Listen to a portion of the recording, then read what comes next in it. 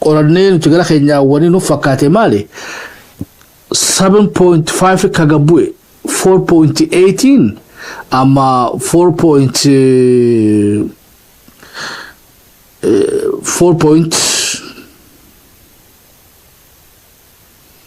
4.5 ajenno esa dhaqee hoggaanne I think one economy contractor walit shubamee jechuudha nama jidduu baheedha afaan biraatiin nama haleessa taxation kafaluutu arra ifiifu kadhaa mudateedha wali galaayu warra beeytee dur warra taxation kafalurraa qaama guddaadhaa utaalee beeytee arra taxi kafalaa hin jirredha hayyee hoggagaa per GDP taxiin gabbu'e goyanne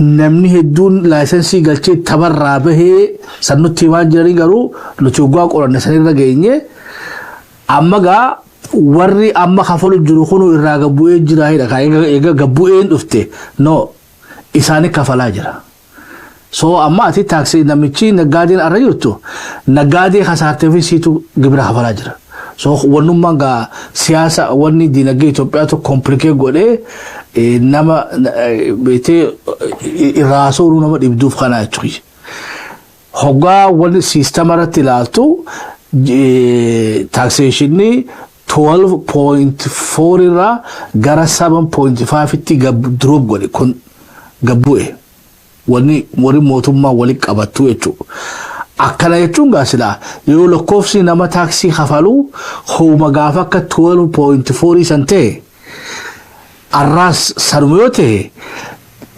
beetee namni duraan taksii kafalurraa akka dursani kafaluu hin jiruudha hiikaan isaa jechuun gaa amma naggaadeen hundinuu akka duraan kafalturra gabbuusanii jiranii jechuudha amma gaa taksii katii godhamee jechuudha akkama Tiraampiin beetee tujjaaraaf godhu Itoophiyaa keessatti taksii katii jira no ni dabale ay duuba eega uummatarra dabale maaliif walitti qabamu san keessatti hin dabalin hoggaanne nama naggaadee kumaan dhibba meeqaan beetee herregamtuutu ikonomii diinagdee biyyattii hufuu keessatti tabarraa bahanii jechuudha wanni guddoo nama gabbaanii hin dubbatamne keessa I think if mana fakkaatti namni naggaadee teruma galtiif fakkiidhaaf namootumaan ambeekuu ilaala jechuudha nama kudhan kanneen ambeekuu keessa yeroo ammaa tana keessa yoo xiqqaate namni jaha beeytee takka reesensii deebise takka deebisu jira inumaatu naannoo garii naggaadeen bara dargiin eega kuftee naggada seenan hundi isaaniitu harka 160-70 wanni keessa yaa'anii jiran naggaadeen xiqqoo waa guduunfattee Dubaay dhuftee Chaayinaa dhayitu beetee naggaadeen xiqqoo ijabanattee hundinuu taraa tabarraa baasanii jiran sogaa namni taaksii kafalu kuni hedduudhaa bahee jechuudha haga uummatu mootummaan seera baafattee maal jechuu jirti yoo laayisensii yoo dalagallee dhaabde gibira nuuf kafaltaa خدله إني خفلتا مالف موتوما نكرت أنفريرتي قالوا نجادي خمر إبامي كتدور تاكسيشن قال تيتوتو قالوا لما دي مفيدين جيبتي بيتي تران خسارني دلقات أفني خارج لايسنسي كبتي تاوج خان نواتو دي بيسي جراي تري نمني أما تاكسي خفلو خلو خسارة سنيفيس إساق بوتايتو egaa wannummaan beete maalleeni taksishiratti warra gibirarratti deef kana amma inumaatu kana qofaa miti elektrikas qaaleessuuf deeman already qaalee jira barana amata dhufu daranii taksii haaree gibira haaree fidan maaliif naggaadee kuma dhibba meeqa dalagaa dhabdee tadur gibira kafaltu taarra beetee dhadhawattee mana teessee tana itti guutuu qaban san gubbaadhaan liqii haaree ta fudhatamtee jira liqiin haaree ta fudhatamte tana diinagdeen hoomishni biyyattiidha baajata beetee guutee irraa hafee liqii kafaluu dhiisa baajanii nuuf negatiiva naggaadee kuma dhibba meeqatas beetee sirna kana keessa kasaartee dalagaa dhabde tana ta mana galtee tana ta maqaa koontiineraan diigan kaachirraa fudhadhama.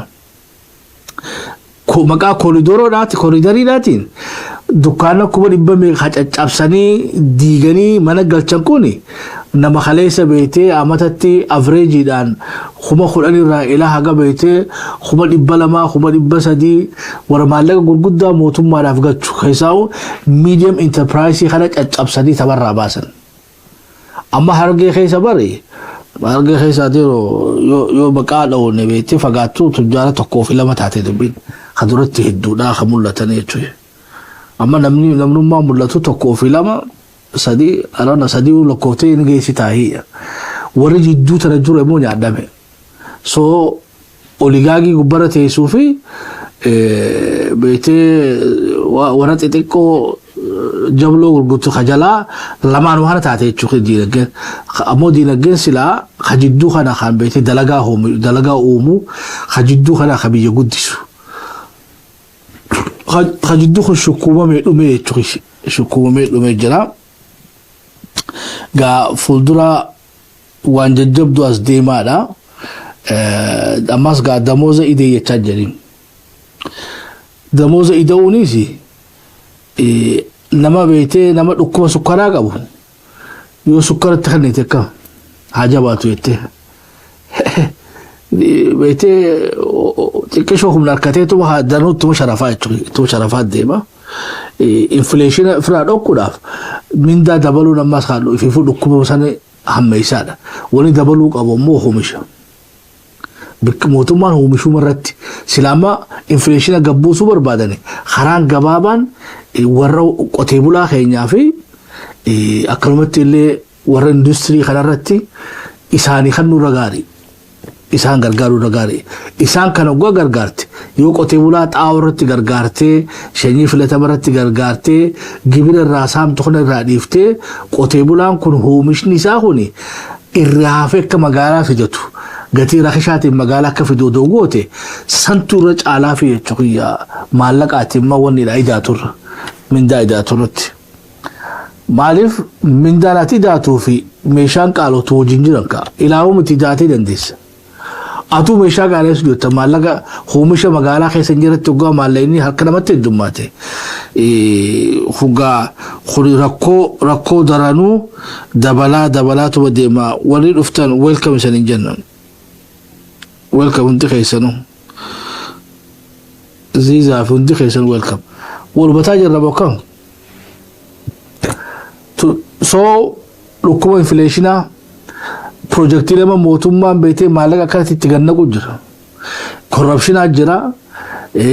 Projektiilee mootummaadhaa jira. Deebii ammas mindaa dabaluu fadhaa. Kana hunda hoggaatti walitti hidhaate infleeshinii akka to'atuu hin dandeessu jechuudha. Infleeshinii to'achuudhaaf biyya alaa haa amma institutiona baankii fayyadamteeti beetee tallaala kannitaaf infleeshinaa fi jechuudha. Interest rate wal kaaftee namni beetee akka maallaqa qusatu goota. Walbataa jira. Turista taaksiidhaati. Anyway balloodhaa gaata wanni gabaabinaan ifiifuu akkuma TDF fi faannoo sanii diinagdeen biyyattii ifiifuu shiftaa taatee jirtidha. Shiftaa taatee jirti mootummaan oomishummaa irratti qotee bulaa fi industirii agroo fi industirii gargaaruun jireenya gabbuusuu ni danda'a. Fi meeshaa alarraa dhuftuu irratti illee beetee duggoomaa dur godhu saniitu irra caalaa jechuudha. Duggoomaa asiin sirraa kaasee asiin sii kan dhuguu asiin jee haga fadhuutu maallaqa sii kan ati gabbaatee waa bitachuu hin dandeessu. Ilmaan ayyaa sagantaa keenya asumarratti haa xumurannu tabiraa taanuu haftes kaa walitti dachaanaa haga qophii tana fakkaattu walitti dachaanutti nagaa waaqaa keessa nu tura. Thank you.